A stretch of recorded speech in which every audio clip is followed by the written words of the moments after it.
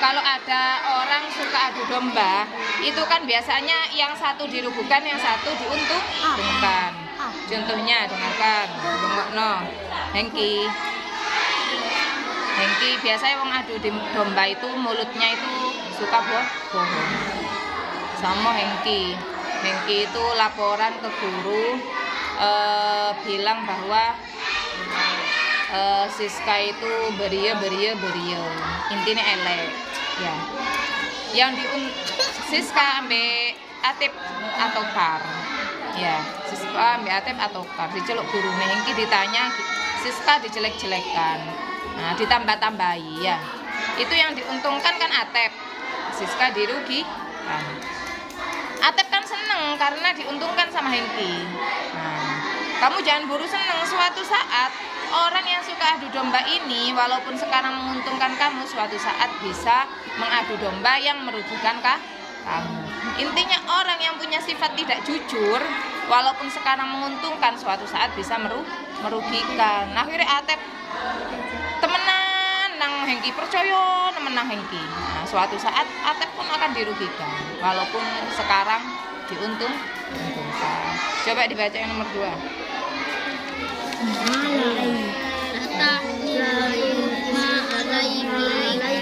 Jangan suka menghina atau mengoreksi orang lain, bahwa akan dikoreksi oleh mereka. Jangan suka menghitung orang lain, maka engkau akan dikoreksi. Kamu, yaitu jangan suka ngoreksi orang. Titik-titik orang dikoreksi. Pokoknya berio. Ada orang lagi berio. Terus setiap orang itu senang dikoreksinya. Suatu saat kamu yang akan dikoreksi. Ada panitia kurban. Bajan nyembeli kurban itu, nah, pala bui, bajan mandume palata kayak 1/2 kilo ya, edang iki oleh sakuti edang, bajan wae panitia iku ngono ngene TikTok. Ada imtihan, bajan imtihan itu palebur, paberio, koreksi terus. Ada ini, ada masjid, pembangunan masjid, bajan kalau bangun masjid, kan ada orang kayak gitu. Ada bangun masjid, ngoreksi yang bangun masjid. Ada acara imtihan, ngoreksi imtihan. Ada acara sholawatan, dikoreksi sholawatan. Terus ngoreksi wong. Ciri-ciri bahwa orang itu suka ngoreksi, kalau ada orang kayak gitu, itu sudah tanda orang jelek ya. Orang yang selalu ngoreksi tiap kali ada sesuatu, itu sudah orang gak baik ya. Jadi ojo kesenengan, kok cek anu nih, apa maksudnya? Kamu kadang merasa kagum, terus terpengaruh, akhirnya kamu ikut jenengannya berprasangka buruk terhadap panitia. Gara-gara enggak usah, justru yang jelek itu bukan panitianya, yang ngoreksi. Ya. Terus lanjut. 3. Manis tasyarul jahilan wallah.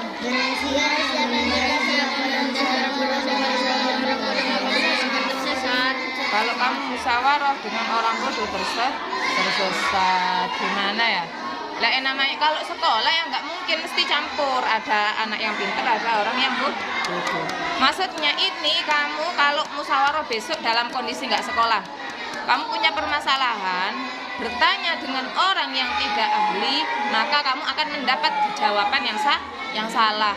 Contoh, kamu punya penyakit, terus kamu konsultasi, obatnya apa? Kemudian orangnya bukan ahli pengobatan, akan ngasih resep yang salah. Oh, kamu beli ini di apotek, padahal yang menyarankan bukan dokter. Ya bisa jadi benar, bisa jadi salah, karena bukan dokter ya. Kamu punya masalah hukum fikih, kemudian kamu musyawarah dengan orang yang tidak pernah sekolah. Aku head beria. Kemudian tanya pada orang, gimana caranya kalau saya head seperti ini. Yang ditanya nggak pernah nggak sekolah madin, nggak tahu mondok, ya keliru kamu tanya, pasti jawabannya nanti salah. Ya. Jadi kalau tanya hukum, tanya dengan yang pernah mondok. Kalau tanya pengobatan, tanya dokter atau ahli jamu, ahli ramuan jamu. Ayo Siska, dibaca lanjutannya. An ya'tamada ala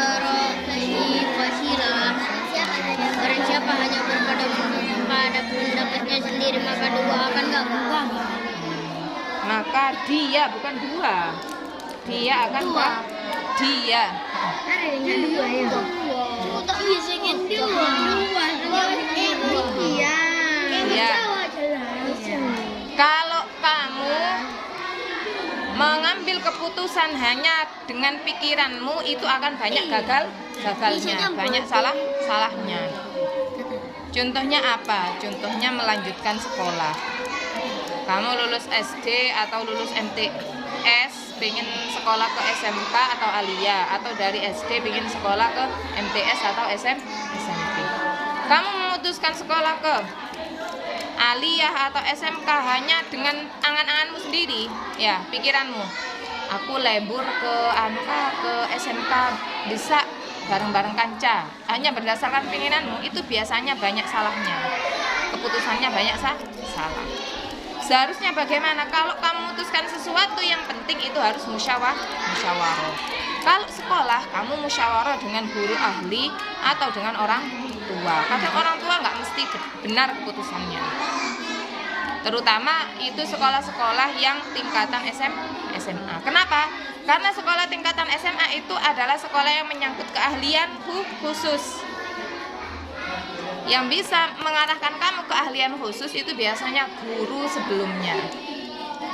Ketika kamu melanjutkan SMA, berarti yang tahu tentang kamu adalah guru yang ngajar kamu ketika MTS atau SMP. MTS atau SMP. Lek kamu libur-liburan, oh aku gak bisa lebur cuma alasan lebur. Itu biasanya keputusan yang salah. Atau kamu main ke Suropati atau kemana? Ke Suropati, diajak temennya. Kamu memutuskan untuk pergi ke Suropati dengan teman karena kan pikiran kamu lebur. Padahal kan kalau kamu bilang ibu tidak boleh. Hanya berdasarkan pikiran kamu. Lebur, tapi nang ibu nggak oleh. Bapak wes, ya masih aku kondo ya nggak oleh. Berarti kamu cuma nuruti pikiran kamu. Akhirnya kamu berangkat Suropati. Coba wes, itu ada dua kemungkinan. Kalau kamu pamit ke ibu, ya, dan jujur, kan nggak oleh ya, jelas nggak boleh. Dan kamu akhirnya biasanya bohong, nggak pamit atau bohong. Itu ya. Nah, kalau kamu memang nggak terjadi apa-apa, aman di Suropati, mungkin kamu balik pulang aman dan paling kena marah. Tapi itu mending. Yang sangat tidak diinginkan ketika ternyata kamu terjadi sesuatu atau apa-apa di Suropati. Entah kamu tenggelam atau disakiti orang, kan ibu kamu nggak tahu kamu di mana, ya kan? Gimana mau mencari kamu dan menyelamatkan ketika kamu terjadi apa-apa? Kamu nggak pulang sampai sore, kan nggak tahu kemana perginya, karena kamu bohong atau nggak paham.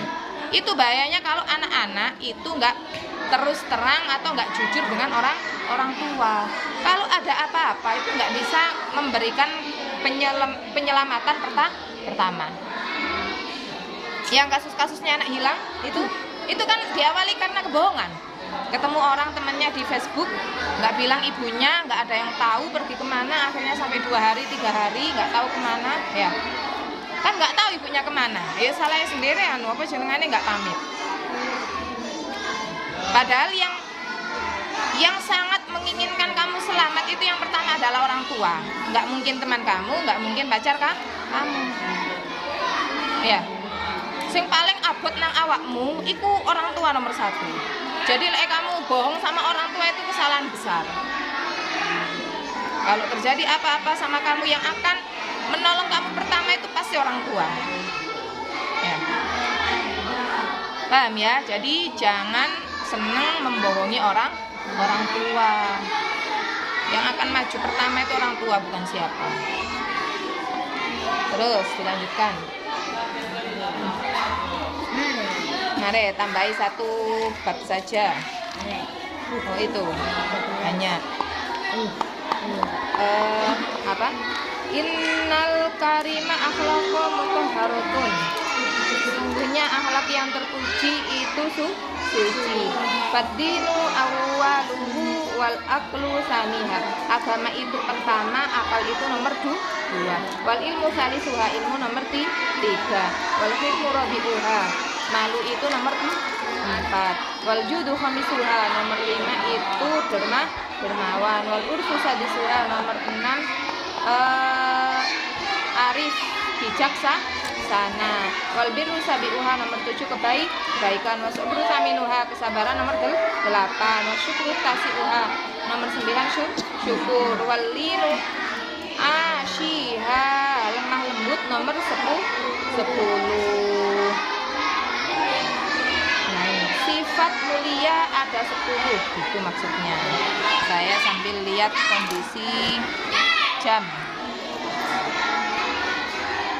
Kalau lewat, nah ini saya tambahin 3 menit. Dengarkan, kamu harus niat rungokna Siska, dalam hidup saya sampai akhir hayat saya harus menjadi orang baik. Kenapa? Ketika terjadi apa-apa dengan kamu di tengah jalan, kamu diambil nyawanya, itu akan tercatat kamu bermaksud untuk menjadi orang baik. Tercatat di akhir hayat kamu, ini orang baik gitu. Tapi kalau kesehariannya kamu punya niatan-niatan buruk, mau musuhi itu, kate mukul itu, kate nyolong duwe wong, kate nambeng, kate goroi ibu, kate pacaran, isinya yang jelek-jelek. Ketika terjadi apa-apa dengan kamu di tengah jalan, status kamu adalah status orang jelek. Paham ya? Ngerti? Makanya kamu harus berpedoman, saya sepanjang hidup saya sampai akhir hayat harus menjaga, berusaha untuk jadi orang baik. Yang pertama, orang baik itu mengamalkan agama. Mengamalkan agama, melakukan kewajiban, menjauhi larangan. Puasa, sholat, zakat, ya, tidak mencuri, tidak zina, tidak minum, tidak sampai membunuh atau melukai orang lain. Itu namanya mengamalkan agama. Terus nomor 2, berpedoman dengan pemikiran yang sehat. Pikirannya tidak dirasuki pikiran buruk pada orang lain, itu harus dijaga. Terus yang dinilai itu keburukan orang, itu harus kamu buang. Nak kana iko, iya kan, kamu biasanya kalau kamu kemasukan pikiran buruk tentang orang lain harus segera dibuang, karena itu penyakit pikiran, akan jadi kebiasaan. Nak kana iko cek sombongin, nak kana iko cek, itu namanya pikiran. Kamu hari ini punya pikiran buruk dengan orang lain? Sampai saat ini, jam ini, masih ada pikiran buruk pada orang lain? Nah, kalau punya, belajar untuk dibuang. Pikiran buruk itu mesti datang. Mesti kamu kalau lihat orang itu ada saja pikiran buruk masuk. Tugas kamu apa? Menyingkirkan pikiran itu, biar nggak nandon di sini ya. Nggak boleh punya pikiran buruk. Terus yang nomor 3 dilihat, menjadi cahaya ilmu sebagai petunjuk. Semua jalan hidup kamu harus didasarkan pada ilmu atau pengetahuan yang berdasarkan pada orang yang ahli atau tulisan atau kitab ya. Kamu sholat berdasarkan pada kitab fikih. Kamu nurut orang tua itu kan berdasarkan kitab ya. Kamu tidak berbohong berdasarkan kitab. Suatu saat ketika kamu jadi orang yang sudah tidak sekolah, kamu kerja berlaku jujur, itu juga berdasarkan pada kitab. Kamu mendidik anak juga kalau mendidik anak ini karena kamu nggak belajar itu berpaduan kepada orang yang ahli pada pola asuh anak. Ya. Kamu kan nggak pernah belajar di sekolah kitab mendidik anak ya, maka belajarnya pada orang yang ahli pola asuh mengajar. Ada panduannya seperti saya kayak gitu. Mengajar itu bagaimana menghadapi murid, sikapnya seperti apa. Itu saya pelajari. Kamu pun harus kayak gitu. Itu maksudnya semua tindak laku kita harus didasarkan pada ilmu. Terus berhias dengan hiasan ilmu. Jadi nggak apa-apa kamu beli baju bagus untuk menghias badan kamu, tapi jangan lupa kamu harus menghias diri dengan ilmu. Kalau laki-laki butuh kerjaan yang bagus, berarti butuh sekolah. Kalau perempuan bisa mendidik anak dengan bagus, juga butuh sekolah. Jangan kamu pikir karena kegiatan kamu itu mendidik anak dan masa nggak butuh sekolah. Ya, butuh sekolah. Anak yang dididik oleh ibu yang sekolah akan berbeda dengan anak yang dididik oleh ibu yang tidak sekolah. Terus nomor 5, mensedekahkan harta pada sasaran kebutuhan. Sekarang ataupun besok, uang yang kamu punya, makanan atau harta apapun yang kamu punya harus dikeluarkan untuk hal-hal yang bermanfaat. Wajib didahulukan, kemudian baru sunat nomor 2. Baru kalau ada sisa lebih-lebihnya untuk hal-hal yang tidak penting. Wajib nomor 1, dahulukan urusan sekolah. Apa yang biasanya saya contohkan urusan sekolah? SPP, kitab, alat tulis. Nah, kalau kamu butuh jajan, ya jajan. Nah, seragam, beli seragam. Imtihan, bayar imtihan. Ujian, bayar ujian. Kalau kamu besok jadi orang tua, oh anak saya butuh sangu, berarti harus disangoni. Ojo kongkon sekolah dok nggak disangoni. Ya. Kongkon sekolah nggak disangoni. Ya. Terus itu kebutuhan wajib. Kemudian kebutuhan sunat. Kalau kebutuhan wajib semua terpenuhi, baru kebutuhan sunat. Jangan sampai diwalik. Ya, kebutuhan sunat apa? Ziarah. Ke alun-alun ke Yai Hamid, ziarah ke apa jenengane? Biasanya kalau mulutan ke Madura, ada yang ikut ziarah ke Madura? Ada yang ikut ziarah ke Madura?